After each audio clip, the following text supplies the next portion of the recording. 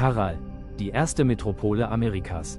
Verborgene Pyramiden erheben sich aus dem trockenen Wüstensand, umhüllt von der Stille der Jahrtausende.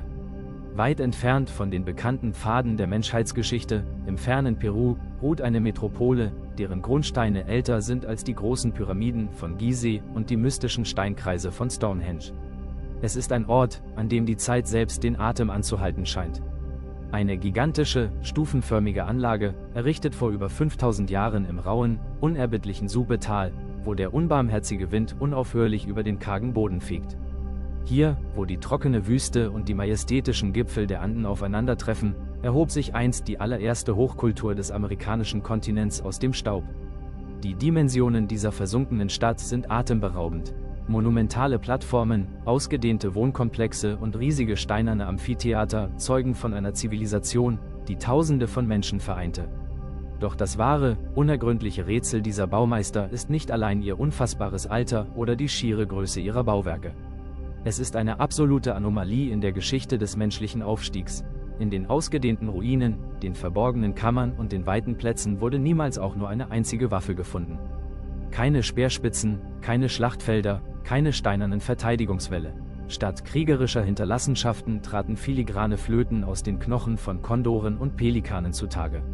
Instrumente, die darauf hindeuten, dass Musik, Sternenbeobachtung und aufwendige Zeremonien das schlagende Herz dieser Gesellschaft bildeten.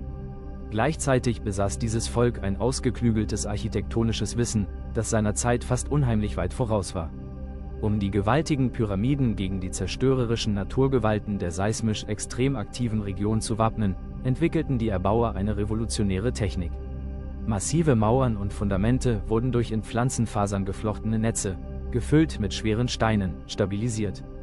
Diese unsichtbaren Stoßdämpfer im Fundament fingen die gewaltigen Erschütterungen der Erde ab und ließen die Bauwerke selbst schwerste Beben unbeschadet überstehen. Ein brillantes Meisterwerk antiker Ingenieurskunst, das in der antiken Welt seinesgleichen sucht. Eine völlig friedliche Hochkultur blühte hier in scheinbarer Isolation auf. Der Reichtum dieser Menschen basierte nicht auf Raub, sondern auf einem genialen Handelssystem. Im Zentrum ihres spirituellen Lebens standen gigantische, kreisrunde Plätze, die tief in die Erde eingelassen waren. In der Mitte dieser geheimnisvollen Arenen brannten ewige heilige Feuer. Genährt wurden diese Flammen durch ein meisterhaft konstruiertes System aus unterirdischen Belüftungsschächten, die den stetigen Wüstenwind einfingen und das Feuer selbst bei stärksten Böen kontrolliert lodern ließen.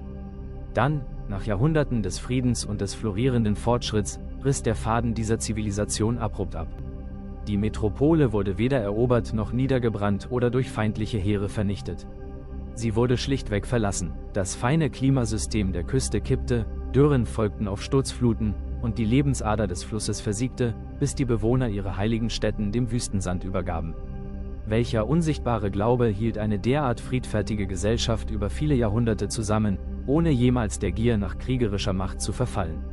Warum verließen die brillanten Baumeister ihre monumentale Stadt eines Tages für immer und überließen sie völlig lautlos dem wehenden Sand? Und welches vergessene Wissen schlummert noch heute tief unter den steinernen, sonnenverbrannten Gesichtern der ausgedehnten Tempelanlagen? Der Wüstenboden bewahrt das Geheimnis der ersten und ältesten Zivilisation Amerikas eisern für sich.